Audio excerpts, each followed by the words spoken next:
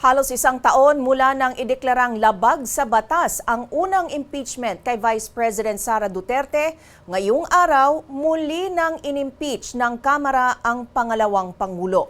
Live mula Batasang Pambansa sa Quezon City, magbabalita si Lance Mexico. Lance, ilan ang bumoto pabor sa impeachment?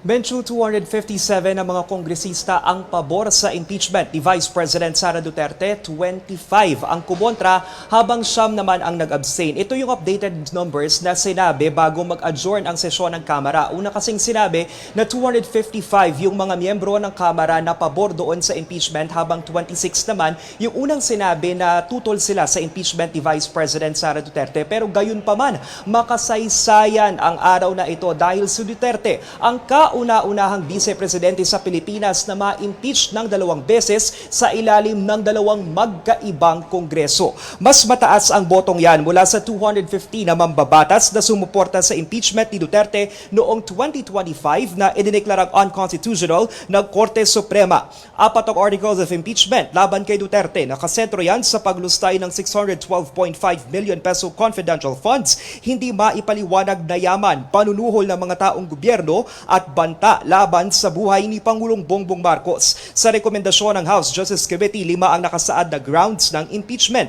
paglabag sa konstitusyon, pagtataksil sa tiwala ng publiko, katiwalian at korupsyon, panunuhol at high crimes. Ngayong impeach na si Duterte, ang panawagan ng ilang kongresista sa Senado na tatayong impeachment court, litisin na ang kaso.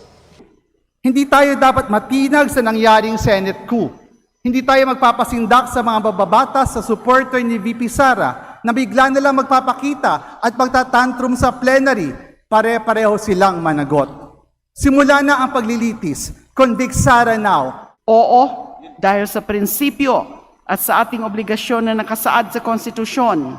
Oo, dahil ang mga ebidensyang iniharap ay nararapat masuri sa isang ganap na paglilitis. Oo, dahil walang sino man, gaano mang kataas ang katungkulan, ang dapat mangibabaw sa batas, walang sino man ang dapat makatakas sa pananagutan. At higit sa lahat, oo, dahil karapatan ng bawat Pilipino na malaman ang buong katotohanan ukol sa mga seryosong aligasyon at mabibigat na ebidensya laban sa pangalawang Pangulo. Para kay Navotas Representative Toby Chanco naman, mahirap mag-yes dahil mas malaki raw ang umunoy issue ng korupsyon sa Kamara. Pero hindi tamang isipin ko na porket yung mas malaking corruption dito sa House ay wala pang nakukulong, ipagpaliban muna o wag dinggin yung mas maliit na akusasyon nila doon sa kay Vice President Sara. Kasi kung accountability yan, maliit o malaki, dapat accountability. Hindi ko lang matanggap na hindi ipinaliwanag kung bakit walang dineclare na cash on hand at sinaman na doon sa others. No? Ilan sa mga bumoto kontra impeachment ang mga mambabatas mula taga Visayas at Mindanao. Sa paliwanag ng ilan sa kanila, ito raw ang pulso ng kanilang mga kadistrito. The will of my constituents is clear. For the city of Cebu, 1st District, during the 19th Congress, it was a no.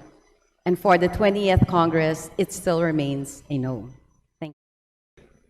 This vote is not a vote against accountability. This is a vote for constitutional discipline.